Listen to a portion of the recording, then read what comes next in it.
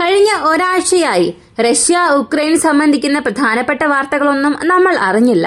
അതിനുള്ള കാരണം ഈ എനർജി ഇൻഫ്രാസ്ട്രക്ചറിൽ നടത്തുന്ന ആക്രമണങ്ങളെല്ലാം രണ്ട് രാജ്യങ്ങളും നിർത്തണം എന്നുള്ള ഒരു സീസ് ഫയർ വന്നിരുന്നു. പക്ഷെ കഴിഞ്ഞ 24 മണിക്കൂറിനുള്ളിൽ ഉക്രൈൻ ഇത് ബ്രേക്ക് ചെയ്തിട്ടുണ്ട്. ഇതിന് പ്രതികാരം വീട്ടുന്ന രീതിയിൽ റഷ്യ 28 മിസൈൽസ് ഉക്രൈന്റെ പല പ്രദേശങ്ങളിലേക്ക് അയച്ചു. പ്രധാനമായും ഉക്രൈൻ തലസ്ഥാനത്തിന് മുകളിൽ തന്നെ 9 മിസൈലുകൾ അയച്ച് ഉക്രൈന്റെ പ്രധാനപ്പെട്ട കമാൻഡ് സെന്റേഴ്സിനെ ആക്രമിച്ചിട്ടുണ്ട്. എങ്ങനെയാണ് റഷ്യ ഉക്രൈൻ യുദ്ധത്തിൽ ഈ എനർജി ഇൻഫ്രാസ്ട്രക്ചർ വയലേഷൻസ് സംഭവിക്കുന്നത്? അതും ഉക്രൈനും റഷ്യയും ചെയ്യുന്ന ഈ എനർജി ഇൻഫ്രാസ്ട്രക്ചർ വയലേഷൻ എങ്ങനെ യുദ്ധത്തെ അടുത്ത ഘട്ടത്തിലേക്ക് കൊണ്ടുപോകും? ഇവയെല്ലാം ഈ വീഡിയോയിലൂടെ വിശദമായി അറിയാം.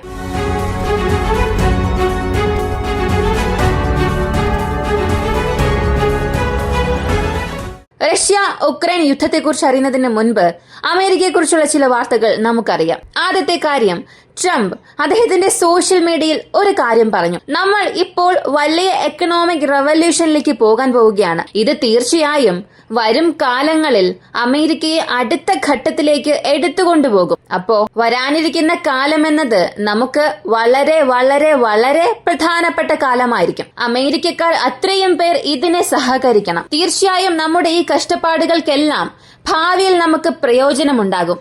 ഇതിന്റെ ഗുണമെല്ലാം നമ്മൾ ഭാവിയിൽ അനുഭവിക്കുമെന്നും പറഞ്ഞു. പക്ഷേ ഇതിന് നേർ വിപരീതമായിട്ടുള്ള പ്രതിഷേധമാണ് അമേരിക്കയിൽ സംഭവിക്കുന്നത്.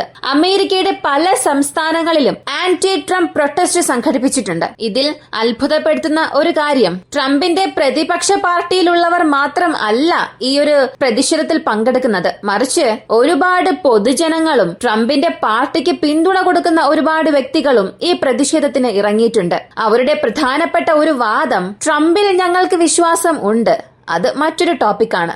എന്നാൽ ഇപ്പോ സംഭവിച്ചിരിക്കുന്ന ഈ കാര്യങ്ങൾ ഞങ്ങളിൽ തന്നെ ഒരു ഭാരമിടുന്നത് പോലെയാണ് തോന്നുന്നത്. അവരങ്ങനെ പറയാൻ കാരണം, അമേരിക്ക എല്ലാ രാജ്യങ്ങളുടെയും വസ്തുക്കൾക്ക് താരിഫ് അധികമാക്കിയിട്ടുണ്ട്. ഇന്ത്യ, ചൈന, വീണ്ടും പല രാജ്യങ്ങളുടെ ഉൽപ്പന്നങ്ങൾക്ക് നികുതി വർദ്ധിപ്പിച്ചിട്ടുണ്ട്.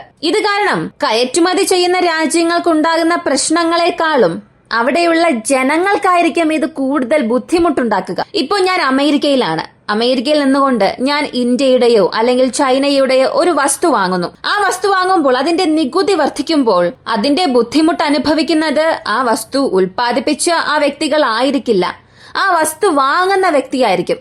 അത് വാങ്ങുന്ന എനിക്കായിരിക്കും പ്രശ്നമുണ്ടാകുന്നത്.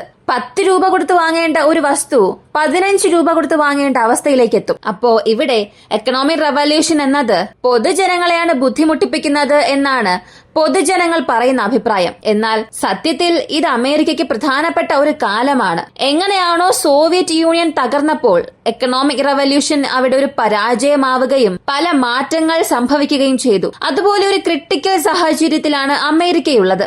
സോവിയറ്റ് യൂണിയൻ ഉണ്ടായ ഒരു മോശം സാഹചര്യം ഇവിടെ അമേരിക്കയ്ക്ക് ഇല്ലെങ്കിലും ഇപ്പോൾ ട്രംപ് കൊണ്ടുവരുന്ന ഈ മാറ്റങ്ങൾ വിജയിക്കാൻ ഒരുപാട് സാധ്യതയുണ്ട്. ഒരു പക്ഷേ ഇത് പരാജയപ്പെട്ടാൽ അമേരിക്കയ്ക്ക് തന്നെ ഇത് വലിയ പ്രശ്നമായി മാറും. അമേരിക്കയെ മാത്രം ഇത് ബാധിക്കില്ല, അമേരിക്കയുടെ അലൈസ്.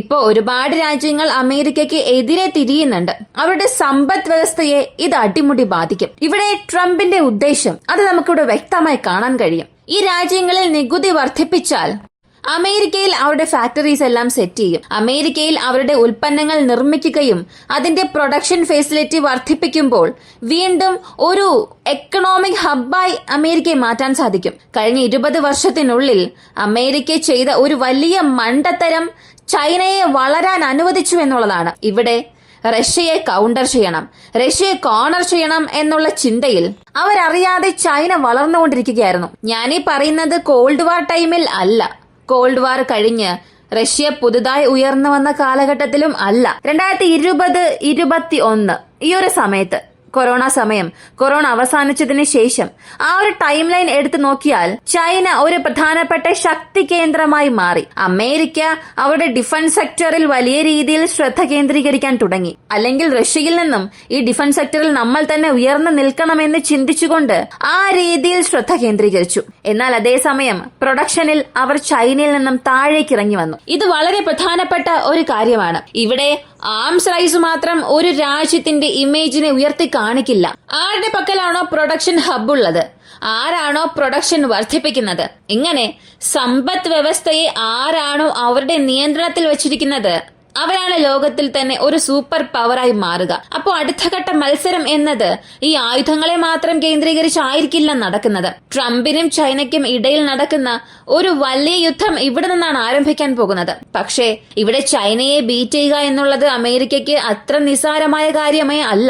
കാരണം എന്തായാലും കാണാം വരും ദിവസങ്ങളിൽ എന്ത് സംഭവിക്കുമെന്ന്. അടുത്ത് റഷ്യ ഉക്രൈൻ യുദ്ധത്തിലേക്ക് പോവുകയാണെങ്കിൽ റഷ്യയുടെ മിനിസ്ട്രി ഓഫ് ഡിഫൻസ് അവരുടെ ഒഫീഷ്യൽ വാർത്താ റിപ്പോർട്ടിൽ ഒരു കാര്യം പറഞ്ഞു. കഴിഞ്ഞ 24 മണിക്കൂറിനുള്ളിൽ ഉക്രൈന്റെ ഡ്രോൺ അറ്റാക്ക് കാരണം റഷ്യയുടെ 7 സ്ഥലങ്ങളിൽ പവർ സ്റ്റേഷൻസ് നശിക്കപ്പെട്ടു. ഇവിടെ ആക്രമിക്കപ്പെടുകയല്ല ചെയ്തത്. ഏകദേശം 7 സബ് പവർ സ്റ്റേഷൻസ് റഷ്യയുടെ ബെൽഗ്രേഡ് പ്രദേശത്തും റഷ്യയുടെ കേഴ്സ്ക് റീജിയണിലും ഉക്രൈന്റെ ഡ്രോൺ സ്ട്രൈക്കിന് ഇരയായിട്ടുണ്ട്. ഇത് പൂർണ്ണമായും പവർ ട്രാൻസ്ഫോമേഴ്സിനെ നശിപ്പിച്ചു. ഇതിന് ഒരു പകരം വീട്ടുന്ന രീതിയിൽ ക്രെംലിൻ ആരംഭത്തിൽ ഒരു വാർത്ത പറഞ്ഞു. ഇങ്ങനെ എനർജി സീസ് ഫയർ വയലേഷൻ ഉക്രൈൻ ലംഘിച്ചുകൊണ്ടിരിക്കുകയാണ്. ഇതെല്ലാം ഒരു ഘട്ടത്തിന് ശേഷം തുടരുകയില്ല.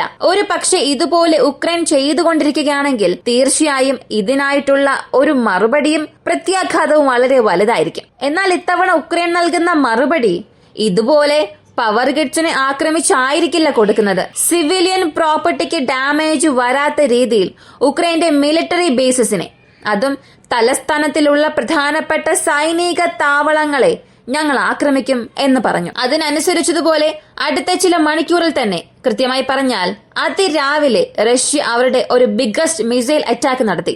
ഇതിൽ റഷ്യ യാതൊരു ഡ്രോൺസും ഉപയോഗിച്ചിട്ടില്ല, ഷാഹി ഡ്രോൺസ് ഉപയോഗിച്ചിട്ടില്ല, അല്ലെങ്കിൽ റഷ്യയുടെ ഏതൊരു സൂയിസൈഡ് ഡ്രോൺസും ഉപയോഗിച്ചിട്ടില്ല. 28 മിസൈൽസ് ഈ ഒരു ഏരിയൽ അറ്റാക്കിന് വേണ്ടി റഷ്യ ഉപയോഗിച്ചു. കൃത്യം അതിന്റെ ഇക്വേഷൻസ് അറിയണമെങ്കിൽ 11 KH-101 മിസൈൽ ലോഞ്ച് ചെയ്തു. അതിൽ 5 മിസൈൽസ് ഏതാണ്ട് പകുതിയോളം ഉക്രൈൻ ഡിഫൻഡ് ചെയ്തു. ബാക്കിയുള്ള 6 മിസൈൽസ് അതിന്റെ സ്വാധീനം ചെലുത്തി. എന്നാൽ 9 ഇസ്കാന്ദർ മിസൈൽസ് തലസ്ഥാനത്തെ കീവിനെ മാത്രം ലക്ഷ്യം വെച്ച് അയച്ചിട്ടുണ്ട്. ആ 9 മിസൈൽസിൽ ഒന്നിനെ പോലും ഉക്രൈൻ ഡിഫൻഡ് ചെയ്തിട്ടില്ല. അതുപോലെ 8 കാലിബർ ക്രൂയിസ് മിസൈൽസും ഉക്രൈനെതിരെ റഷ്യ ഫയർ ചെയ്തു. ഇതിൽ 4 മിസൈൽസ് അതിന്റെ ഇമ്പാക്ട് ഗ്രൗണ്ടിൽ ഏർപ്പെടുത്തി. 4 മിസൈൽസ് ഉക്രൈൻ ഡിഫൻഡ് ചെയ്തു. അപ്പോ മൊത്തത്തിൽ അയച്ച 28 മിസൈൽസിൽ 19 എണ്ണം അതിന്റെ ലക്ഷ്യത്തെ നിർവീര്യമാക്കി. 9 മിസൈൽസിനെ ഡിഫൻഡ് ചെയ്തു. ഇതിൽ നമ്മൾ പ്രധാനമായും കാണേണ്ട ഒരു കാര്യം, ആദ്യം അയച്ച KH-101 മിസൈൽ ഇത് കീവ് ഒഴികെ മറ്റ് മേഖലകളിൽ ആക്രമിച്ചു. ഒഡീസ, മിഖിലവ്, സുറുസ്കി ഈ പ്രദേശങ്ങളിൽ ഈ KH-101 അതിന്റെ ആഘാതത്തിന്റെ തീവ്രത കാണിച്ചു. അടുത്തതായി കാലിബർ ക്രൂയിസ് മിസൈൽ ഇതുപോലെ ഉമാർ പ്രദേശത്തും കെമിസ്ട്രി ഡിസ്ട്രിക്റ്റിലും അതിന്റെ ഇമ്പാക്ട് ഉണ്ടാക്കിയിട്ടുണ്ട്. എന്നാൽ അയച്ച അത്രയും ഇസ്കാന്ദർ മിസൈൽസും ഉക്രൈന്റെ തലസ്ഥാനത്തിന്റെ ഈസ്റ്റേൺ സൈഡിലുള്ള, അതും പ്രത്യേകമായി ബില്ലാഡ് സർക്കാർ എന്ന പ്രദേശം, അത് ഉക്രൈന്റെ പ്രധാനപ്പെട്ട ബങ്കർ സിസ്റ്റംസ് ഉണ്ട്. ആ ഒരു പ്രദേശത്ത് മാത്രം 4 ഇസ്കാന്ദർ മിസൈൽസ് അതിന്റെ ഇമ്പാക്ട് ഉണ്ടാക്കി. അപ്പോൾ ഇത്രത്തോളം കൂടുതൽ മിസൈൽസ് ഒരു ഷോർട്ടർ ടൈം പീരീഡിൽ ഒരേ പ്രദേശത്തേക്ക് റഷ്യ അയക്കുന്നത് കഴിഞ്ഞ 2 ആഴ്ചയ്ക്ക് ശേഷം ഇതാണ് ആദ്യം. അപ്പോൾ ഉക്രൈൻ എത്രത്തോളം ഇവിടെ സീസ് ഫയർ വയലേഷൻസ് വർദ്ധിപ്പിച്ചുകൊണ്ടിരിക്കുന്നോ അതിനനുസരിച്ചതുപോലെ റഷ്യയുടെ മറുപടിയും കൊടുക്കുന്നുണ്ട്. ഇതിന്റെ ആഘാതം എത്രത്തോളം ഉണ്ടായി എന്നുള്ളത് ഉക്രൈൻ ഇതുവരെയും ഔദ്യോഗികമായി കൺഫേം ചെയ്തില്ല. എന്നാൽ പ്രോ ഉക്രൈനിയൻ ടെലഗ്രാം ചാനൽസും അല്ലെങ്കിൽ പ്രോ ഉക്രൈനിയൻ ന്യൂസ് ചാനൽസ് ആയാലും ഈ ഒരു അറ്റാക്ക് കൺഫേം ചെയ്തിട്ടുണ്ട്. എന്നാൽ അതിന്റെ ഇമ്പാക്ട് എത്രത്തോളം ഉണ്ട്, പ്രശ്നങ്ങൾ എത്രത്തോളമാണ് എന്നുള്ളത് ഇതുവരെയും പറഞ്ഞിട്ടില്ല. കൂടാതെ ഇപ്പോ റഷ്യക്ക് താരിഫൊന്നും വിധിക്കുന്നില്ല.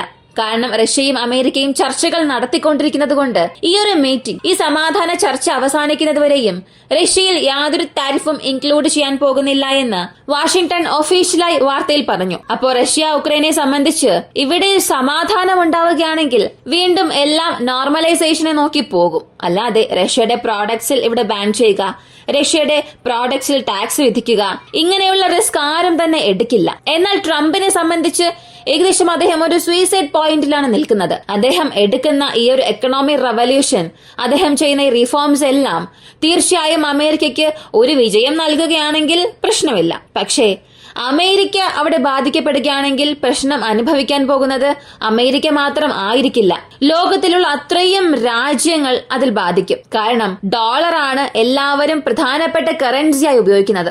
ഇതിനെക്കുറിച്ചുള്ള നിങ്ങളുടെ അഭിപ്രായം കമന്റിൽ പറയുക. ഇങ്ങനെയുള്ള വീഡിയോസ് ആണ് താല്പര്യമുള്ളവരാണ് നിങ്ങളെങ്കിൽ ഇപ്പോൾ തന്നെ നമ്മുടെ ചാനൽ സബ്സ്ക്രൈബ് ചെയ്യുക. മറ്റൊരു വീഡിയോയുമായി വീണ്ടും കാണാം.